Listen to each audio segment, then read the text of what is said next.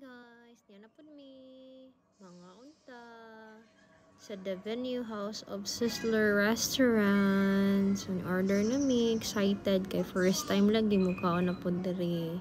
So, another food adventure. Kasi kapakyut ang usa o kapapa nga order. And then, ang among ate diyan na in the barrel ka na. So, nising siya na ulaw. Nag-stop. Oh, ang favorite ni Rose. Iyang lumpiang Shanghai. Yummy! Pero nainitan. Init. Okay, si ate slice siya sa iyang sizzling beef.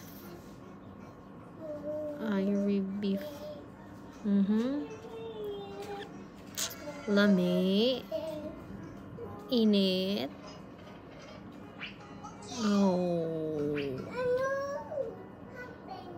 Oh, yummy! And of course, glamian gud si ate o dugay kay nahuman og choose ang food. And with matching color.